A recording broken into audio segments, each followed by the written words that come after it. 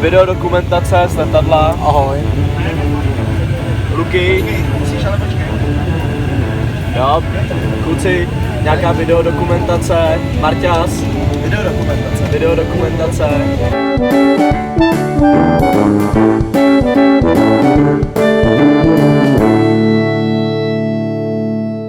Tohle je ten klasický můj pocit, když jsem vyšel v Amsterdamu a vím píču o tom městě, stejně tak vím o Miláně a prostě nějak to tady vypadá, jo? A já vůbec nevím, jestli mám jít doleva, doprava. Co je pozitivní, tak je tu prostě kůň a je to tu pod Vocasem, to znamená všichni Pražáci přesně věděli, kde se potkat.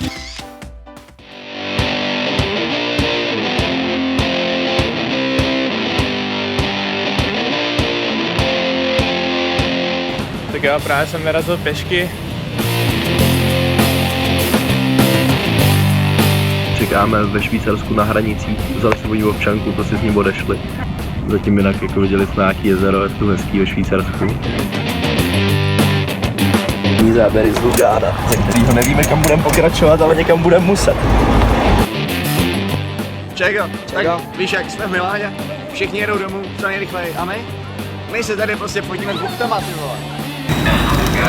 Právě jsem vystoupil z vlaku na Veraně. Další stop, teď já nevím, jak se to jmenuje, je to vlastně ještě tady v Itálii, kam se budu jako orientovat. A tam teď pak do Innsbrucku, z kterého bych chtěl pak do Lincu a Lincu už chtěl nějaký kamion a dostat se do Čech. Dokumentuju právě tady s panem Filipem z Itálie, pojedeme do nějakého města, ještě nevím kam, ale je to naším směrem. A Filip je hroznej frajer. Jo, Péťa prostě začala stopovat a asi projeli 3 auta a 4. zastavilo, jo, což je naprosto neuvěřitelný. Ahoj, zdravím, povedl se mi můj první stop. I would like to thank Maria because she's probably the best car driver I've could ever met. Say hi. Ciao. And I'm so glad we are moving from Verona to, I don't know, Bolzano. I'm going to Bolzano.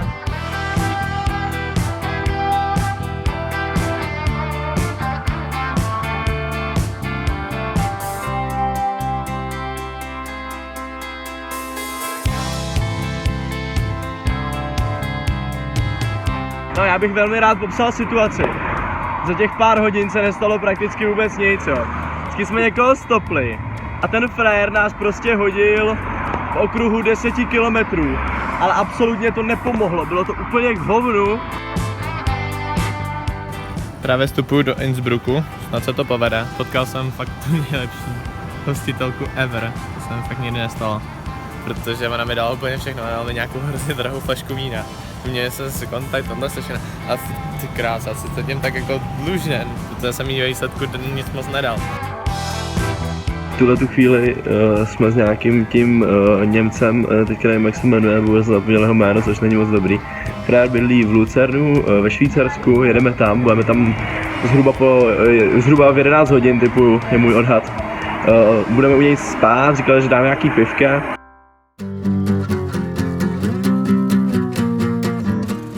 Takže jsme si půjčili teď tady ten super stroj. Abychom dojeli do zastrného hotelu, protože je to asi 2 kilometry daleko. Nějaký šlapátko pro 4 lidi. Přesně tolik, kolik je a jsem přesně tam, kde mám být. Za 13 dní jsem se dostal z Milána do Mnichova. Adios. Ačkoliv nerad, tak to musím natočit. Právě jsem jakoby z velký zoufalství jenom jde spát. Jsem si vypůjčil kolo. No, nebudem se bavit o tom kde, nebudem se bavit o tom, kde ho vrátím, ale zkrátka teďka jedu na kole. Doufám, že jsme se s majitelem pochopili, že to nechávám tady. Teď vlastně dál pokračuju zu Fuß, jak by řekli Němci. Jsem kousek za Moors, Bergem nebo tak nějak. I would like to introduce my first experience in a truck cabin with my new friend. Alright. Praha volá. Lidi. Já se blížím.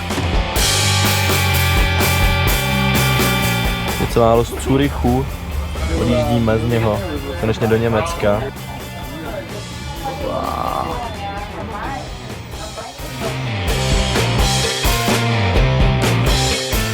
Tak právě jsem se dostal na totální dno, to v piči, jak každý skurvený čůrák, vole, z Prahy nezastaví, vole, v ostatní zlečů nějak debiloval a jeden nikde nestopoval.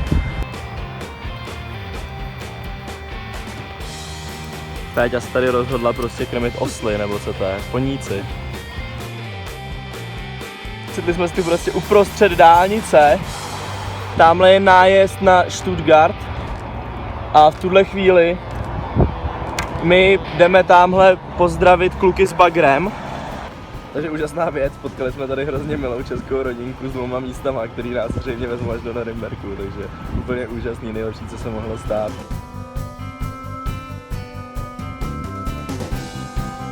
Dorazil jsem právě na Václavák, bohužel už jsem to nezvládl stopem, musel jsem využít vlastně peníze z budgetu na to, abych si vlastně zaplatil taxi. Zvládli jsme to, podvodca jsem a myslím si, že jsem úplně první. Takže můžu s klidem říct, že jde za den a kousek dojet z Milána stopem do Prahy. Takže je 7 hodin, už zase jdeme po dálnici, ale posunuli jsme se o hrozný kus dopředu, jsme jakoby za Norimberkem a už je tu jenom dálnice na Prahu. Doufám, že budeme aspoň druhý, protože Luky mu fakt moc gratuluju a je to obdivuhodný, to co dokázal, fakt Luky velký respekt, to je jako super.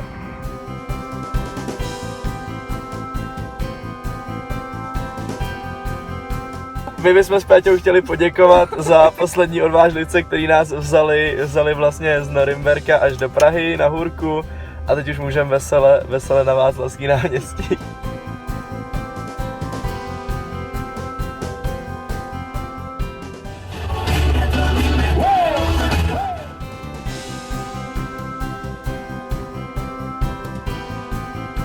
Já vás všechny zdravím, celá akce se mi strašně moc líbí.